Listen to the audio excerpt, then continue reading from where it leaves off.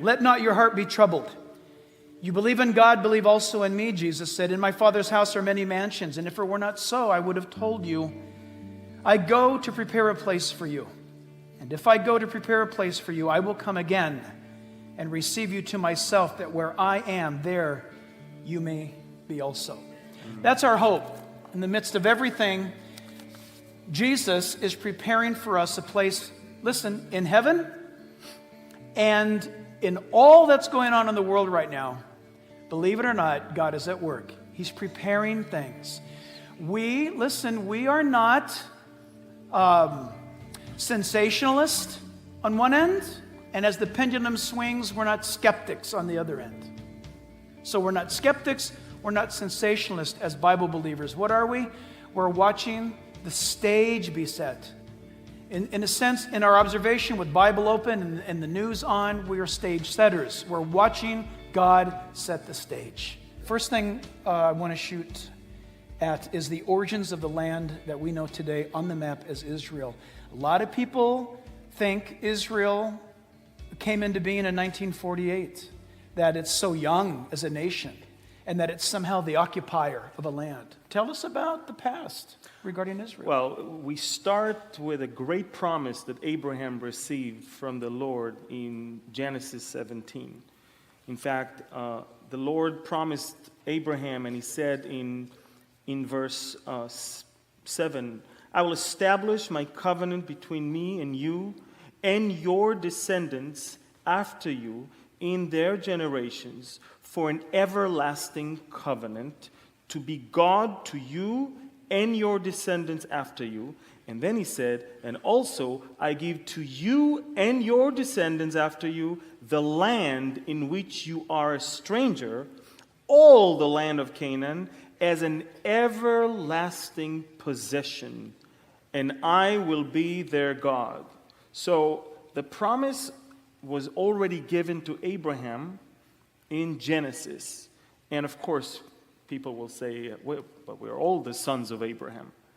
This is where we have to read the entire chapter, not only those two verses, and understand that to Ishmael he gave other piece of land, and he actually blessed him in a different way, but it is to Abraham's seed through Isaac that he promised the land of Canaan. So the land of Canaan later on became the land of Israel, which later on received that terribly false and almost destructive name of Palestine. As we discussed tonight, the issue with what's happening in the world right now, I believe that even if Israel were to give all of the land of Israel to the Arab world or the Palestinian world or the Islamic world, it wouldn't end the fight for this one reason. This is my opinion. I've not rehearsed this with him. This is my thought. Israel is the punching bag that Satan gets to punch. But if Satan had his way, he would go after, like we know from Scripture, the God of heaven and earth, right? And so when you think about this, God is the ultimate target. Israel is the manifestation of God's promises. So an unbelieving world or a godless world goes after Israel. Are you with me? To get to the God of Israel. Very important. When you think about, now who created the heavens and the earth? God did. Were the Canaanites in the promised land before the Jews arrived? Yes. If you don't believe in God, then the Canaanites were there first. Did you hear me? But if you do believe in God, whatever God says trumps all things. Are you with me? So the validity of what we're discussing tonight is all based on the promises of God. The world today believes either in no God or some other God. But if you believe in the God of the Bible, then you must embrace His promises. And His promises, he read it a moment ago from the Hebrew Bible, to Israel is the land that was preoccupied by the flesh. And when God called Joshua into the land, he called Joshua to circumcise the land of the flesh. Ladies and gentlemen, you and I were born into this world in the flesh. And we need to be born again, right, by promise to experience new life. Think of it. What we're seeing lived out with the nation of Israel, the Jewish people in this battle right now, all comes down to, is the God of heaven and earth going to keep his promises? The answer is yes, he will. And so it's far deeper. But the manifestation of what's happening, we're seeing lived out with the nation of Israel. And I think that's very, very significant. So when we talk about the land, where did Palestine come from? Where is this, what's the origin of this rage? Well, first of all, the name Palestine is not in the Bible. If anything you find is Philistine, the land of the Philistines. Philistia, that was the name of that land. Now, when the people of Israel lived in the land under foreign regimes, it was first, of course, we're talking about the Assyrians, the Babylonians, the Persians, the Greek. And when the Greek were here, they had a great revolt against the Greek, and they managed to kick the Greek out of the country and establish an independent kingdom known as the Hasmonean Kingdom, the Maccabees. And for almost 100 years, we had independence until the Romans came. When the Romans came in 68 BC, they put an end to that independence, and now they're ruling the Judea and the rest in Galilee and all of that. They're ruling until the Jewish people in 66 AD started a great revolt, thinking that the same way God was with us against the Greek, he will be with us also now against the Romans. Little did they know that although they had great success in the first couple of years, then came Titus Vespasian and oppressed, suppressed, and depressed all of them. And eventually, by the summer of the year 70 AD, Jerusalem fell.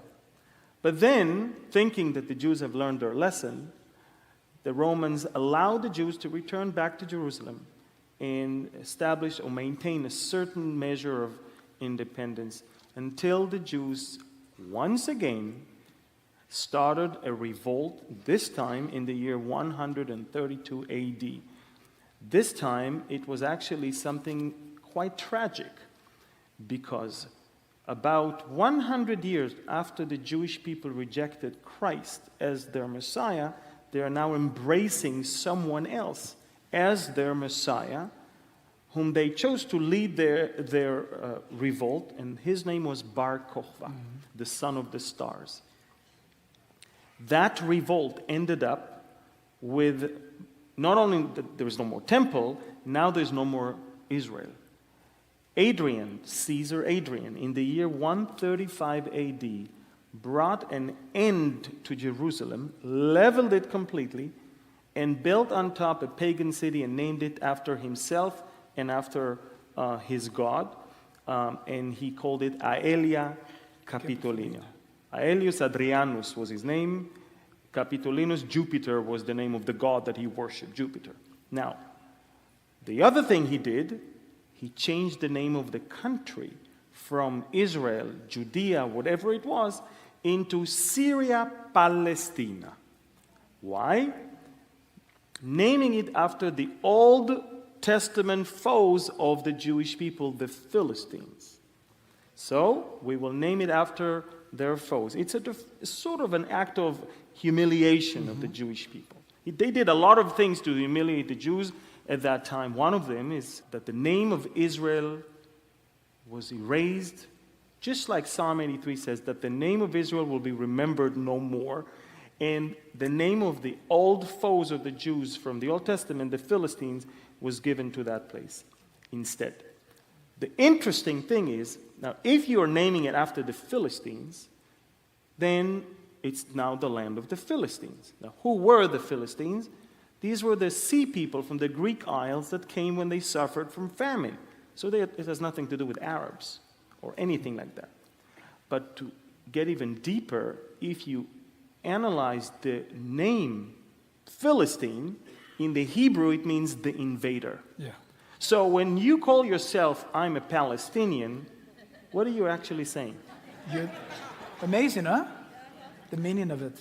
So the name Palestine was there since 135 AD. So many people around the world hated the name of Israel that immediately that change was embraced and was kept as long as they could until 1948. Jerusalem's name was restored shortly after, yet Israel's name was not allowed to be used until a little short guy named David Ben-Gurion in 1948 decided that against all odds, he's going to stand on a podium that will make him a bit taller, and he will tell the entire world that he hereby declares the establishment of the state of the Jews, and it will be called once again the state of Israel. Amir, where was he born? He was a Russian. Russian? He was a Russian Yes, Jew? yes. Interesting. Look, I mentioned Bible maps a moment ago. You can't see this, but you can see this. Yep. See? You cross the Palestine, you put Israel instead. I do that with all my maps. I do that in commentaries when I'm reading, and it will say, and so Jesus walked through the land of Palestine. And he never did. No. He never walked through the land of Palestine. Jesus wasn't around in 135 AD. I jotted down here, I want to talk about, it's the land of promise. There are those who are claiming it. There's a battle over it all. But the Old Testament promised that if the Jewish people rejected God's rule, rejected God's word, that they would be cast out. They would be a byword throughout the nations of the world. Not some nations, mind you, but the nations of the world.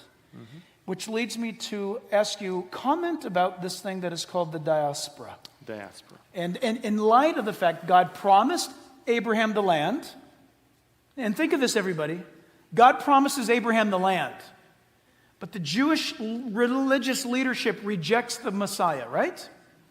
But God says, if you do that, you're going to be dispersed throughout all the nations of the world. Does that somehow thwart the plan of God? Does that somehow cause the Bible to be of none effect? No, God anticipated all this. Okay? So there's this thing called the diaspora. Diaspora. That's when the Jewish people were actually dispersed all over the world to more than 100 different countries.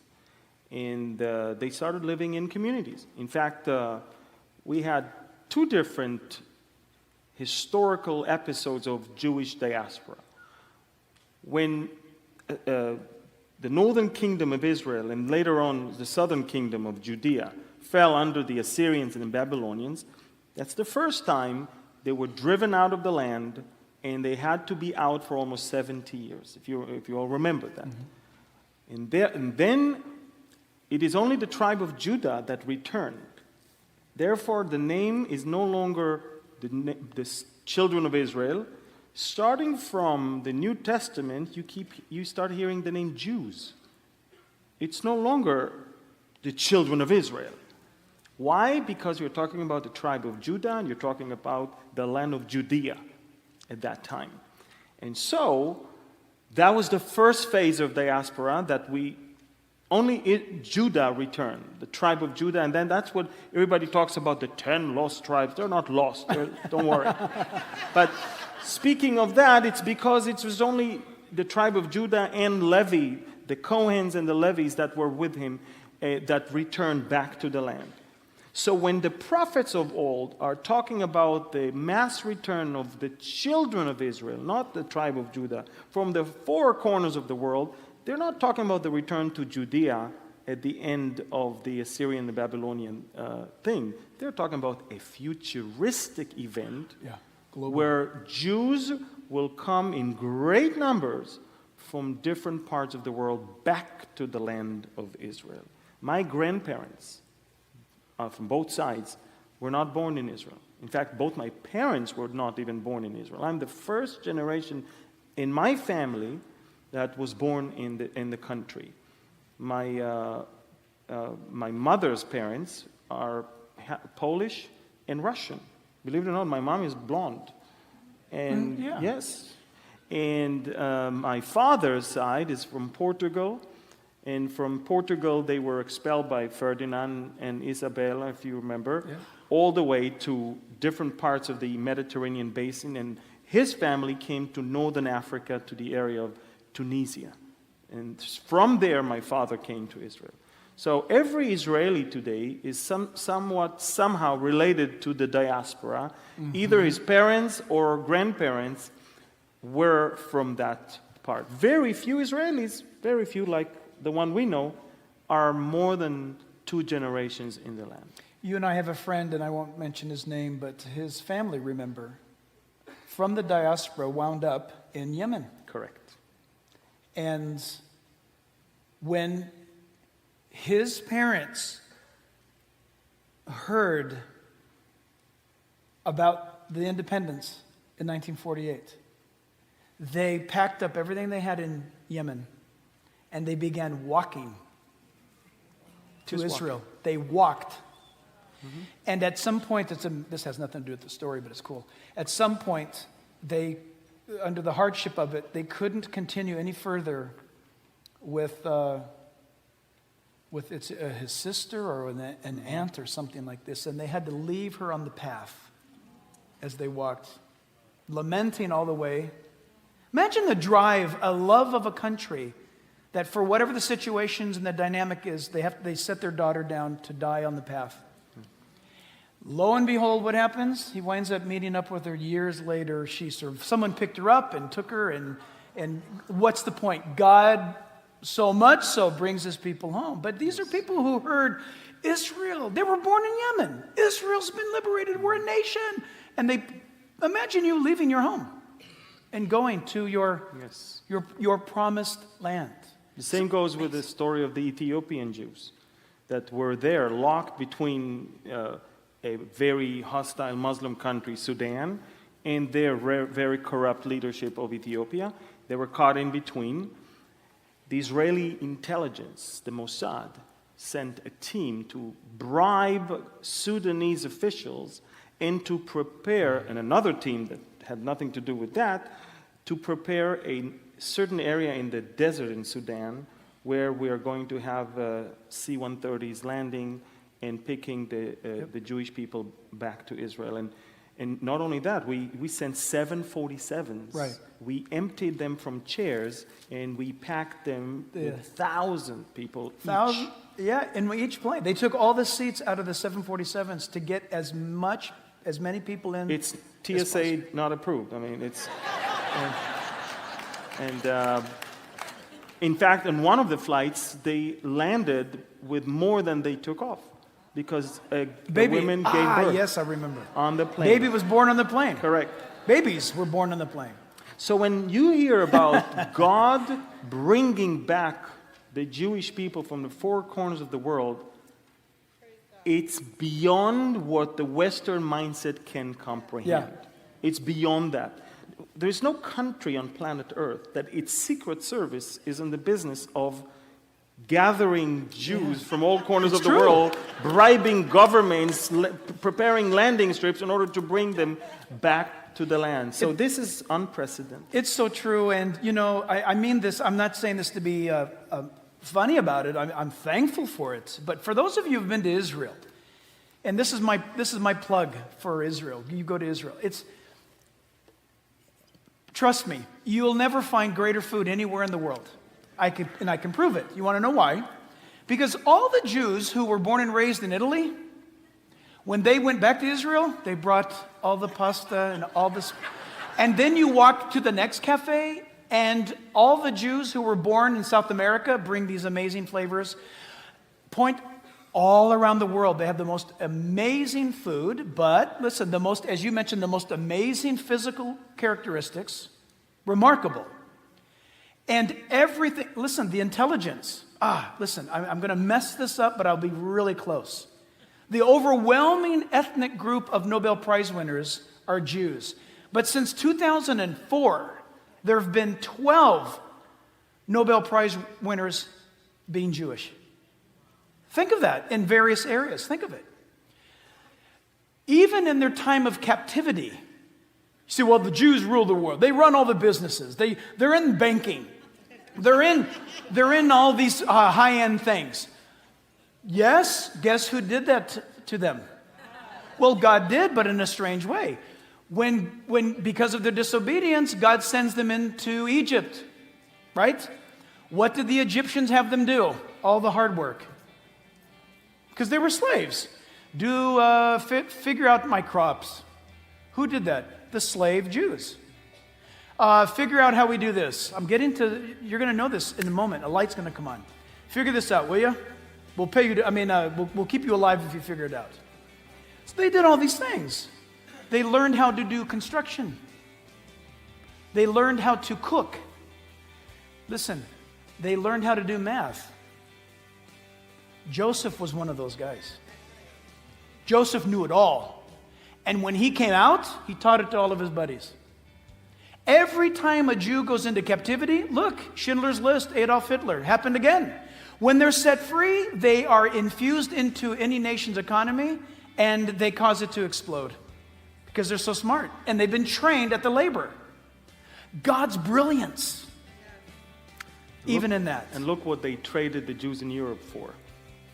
Think about it. There was an article of a Spanish journalist that looked at what the Muslims are doing in Europe right now, and he couldn't believe that they traded the Jews. They sent them to gas chambers. People who were productive, people who were polite, people who did something for the country. They sent those to the gas chambers, and in exchange, look what they got now. People that are non-productive, people that are actually imposing their religion on everybody else, and people that are very violent. And now police cannot go into so many different towns and cities all across Europe because it's too dangerous. And listen, Jesus said, you are either of your father above, of Abraham, you're either children of Abraham or you're children of the devil. Isn't that radical? You say, well, that's kind of harsh. Well, take it up with God. He said it.